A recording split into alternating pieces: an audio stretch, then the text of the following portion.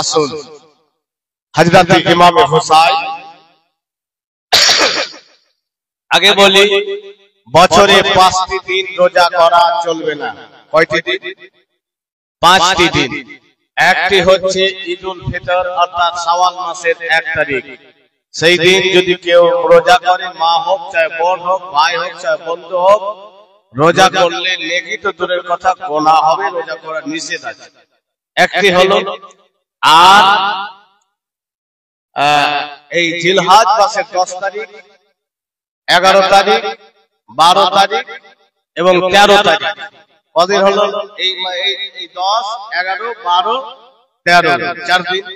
10, 11, 12, 13। তাহলে জিলহজ মাসের 10, 11, 12, 13 এবং শাওয়াল মাসের 1 তারিখ রোজা রাখা চলবে না, রোজা রাখা নিষেধ করা হয়েছে। এরপরে এই 5টি দিন ছাড়া আর রোজা রাখা হারাম, নিষেধ নয়। হযরত বসে আছে, বছরে 5টি দিন রোজা করা চলবে না। তো বেরাদার ইসলাম, আমি অনুরোধ করব, যদি কোনো মা বোন এই তারিখগুলোতে রোজা করেন তো রোজা করবেন না, রোজা করা চলবে না। বেরাদার, তারপরে আমরা আশুরা রোজা করি। এই গত আরাফাতের রোজা আমরা করলাম। রাসূল পাক সাল্লাল্লাহু তাআলা আলাইহি ওয়াসাল্লাম জীবনে 4টা জিনিস কখনো ছাড়েননি। 1, আশুরার রোজা নবী কখনো ছাড়েননি। 2, রাসূল পাক সাল্লাল্লাহু তাআলা আলাইহি ওয়াসাল্লাম আরাফাতের রোজা কখনো ছাড়েননি। 3, রাসূল পাক সাল্লাল্লাহু তাআলা আলাইহি ওয়াসাল্লাম প্রত্যেক মাসের 13, 14, 15 তারিখের রোজা নবী কখনো ছাড়েননি। 4, রাসূল পাক সাল্লাল্লাহু তাআলা আলাইহি ওয়াসাল্লাম ফজরের সুন্নাত কখনো ছাড়েননি। জোরে বলেন সুবহানাল্লাহ। নবী জীবনে 4টি কাজ কখনো ছাড়েননি। তো আমরা কি ছাড়বো? সামনে যখন মুহররমের আশুরার রোজাটা আসবে তখন আমরা রোজা করব। আরাফাতের রোজা ইনশাআল্লাহ করেছিলাম, আল্লাহ তৌফিক দিয়েছিল, আমি করেছি, আবার গ্রামবাসীরাও করেছে, আপনারাও করেছেন হয়তো। তো যাই হোক, নবীর হাদিস, নবীর পথে আমাদেরকে অনুসরণ করতে হবে। আর রোজা করলে যে আমরা হয়তো শারীরিক ভাবে হয়তো দুর্বল হব, কিন্তু না, রোজা করলে এত লাভ আছে, দুনিয়াতেও লাভ আছে, আখিরাতেও লাভ আছে। তো বন্ধুগণ, আসুন হযরত ইমাম হুসাইন রাদিয়াল্লাহু তাআলা আনহু শহীদ হয়েছে। 10 মুহররম ইমাম হুসাইনের সবাই শহীদ হয়ে গেলেন। ইমাম হুসাইন নিজে শহীদ হয়ে গেলেন, ভাতিজা শহীদ হলো, ভাই শহীদ হলো, ছেলে শহীদ হলো, সঙ্গীগণ শহীদ হলো, ইমাম হুসাইন নিজে শহীদ হয়ে গেলেন। মুহররম মাসের 10 তারিখে ইমাম হুসাইন শহীদ হয়েছে। 10, 11, 12, 13 তারিখ।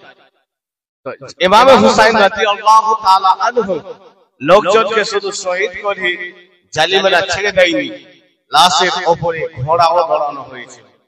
ঘোড়ার পায়ের আঘাতে শরীরের মাংসগুলো ছুটে গিয়েছিলেন। জোরে বলেন সুবহানাল্লাহ। তাদের কোনো দোষ ছিল না, তাদের কোনো অন্যায় ছিল না, তারা কোনো ভয়, তাদের কোনো রকমের অন্যায় তাদেরকে করেনি। তাদের ইসলামের জন্য তাদের নিজের জীবনকে বিলিয়ে দিয়েছে। বন্ধুগণের আমার, হযরত সাকিনা আব্বা জানে বেশি বেশি করে পেশানিতে কপাল মোবারকে চুমা খেতেন। জোরে বলেন সুবহানাল্লাহ। ইমাম হুসাইনের গর্ব মস্তক খানা কেটে, সার মোবারকে কেটে আলাদা করে দিয়েছে। সাকিনার ইচ্ছা যে আমি আব্বার পেশানিতে চুমো দেব, বসা দেব। সাকিনা কাঁদছে, আব্বা জান বলে কাঁদছে। আব্বা গো, আমি তোমার সঙ্গে এসেছিলাম মদিনা থেকে মক্কায়, মক্কা থেকে কুফায়, কুফার কারবালাতে এসেছিলাম। আজকে তুমিও চলে গিয়েছো আব্বা জান, আমরা কার সঙ্গে মদিনা ফিরে যাব? বন্ধুগণের আমার, হযরত ইমাম হুসাইন রাদিয়াল্লাহু তাআলা আনহু ইন্তিকালের শহীদ হওয়ার পূর্বে বোন জাইনাবকে ডেকে বলেছিল, বোন জাইনাব শোনো রে বোন, শোনো, পৃথিবীতে অনেক ভাই বোন পেয়েছি, আমি হুসাইন তোমার মতো বোনকে পেয়েছি। জাইনাব তোমার মতো বোন পাওয়া নসিবের ব্যাপার। হযরতে ইমামে হুসাইন বলছেন, আমি তোমার মতো বোন পেয়েছি, তোমার মতো বোন পাওয়াটা নসিবের ব্যাপার, ভাগ্যের ব্যাপার।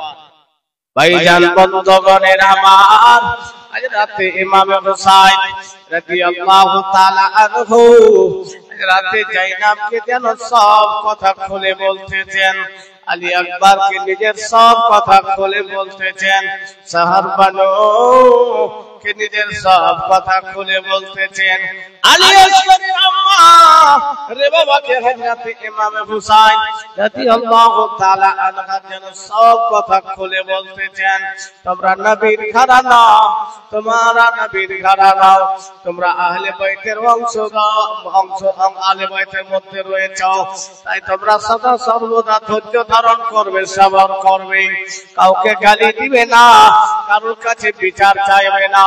জাইনাব শোনো শোনো, তোমরা যখন মদিনায় যাবে, মদিনার কোন নেতার কাছে বিচার চাইবে না, মদিনার কোন মরলের কাছে বিচার দেবে না, মদিনার কোন সর্দারের কাছে বিচার চাইবে না, এক জায়গায় বলবে, আল্লাহ তাবারক ওয়া তাআলার কাছে দোয়া করবে, আল্লাহ সবার বিচার করে দিবে। জাইনাব যদি বলতে চাও, নানার রওজার কাছে গিয়ে বলে দিও। জাইনাব যদি বলতে চাও, যা দেখেছো, যা ঘটেছে, নানার রওজার কাছে বলে দিও, আমি হুসাইন নিজের ভাতিজাকে শহীদ করে দিয়েছি, আমি হুসাইন নিজের সন্তানকে শহীদ করে দিয়েছি, আমি হুসাইন নিজেও শহীদ হয়ে গিয়েছি। আসুন 10ই মুহররম ইমাম হুসাইনের লোকজন সবাই শহীদ হলো, একদিন দুই দিন, এই করতে করতে হযরত ইমাম হুসাইন রাদিয়াল্লাহু তাআলা আনহু মুহররম মাসের 10 তারিখে শহীদ হয়েছেন। 10 তারিখ হতে হতে হযরত ইমাম হুসাইনের সর মোবারককে নিয়ে ইবনে জিয়াদের লোকজন ইয়াজিদের দরবারে যাবে। হযরত ইমাম হুসাইন রাদিয়াল্লাহু তাআলা আনহুর সর মোবারককে তরবারির নখে করে নিয়েছে, নিজের নখে করে নিয়েছে। আলী আকবরের, আলী আসগর, আলী জাইনুল আবেদিনের গলায় চেন দিয়েছে, হাতে চেন কায়দির মতো করে বেঁধে দিয়েছে, এত ভারী চেন দিয়েছে যে আলী জাইনুল আবেদিন যেন কোকড়া হয়ে গিয়েছে, সহ্য করতে পারে না।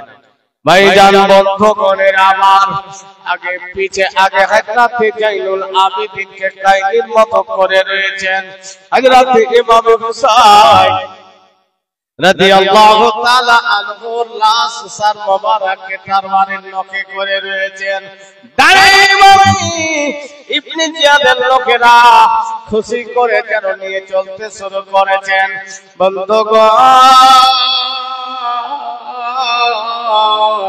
জাইনুল আবেদিন চলতে পারে না রে ভাই।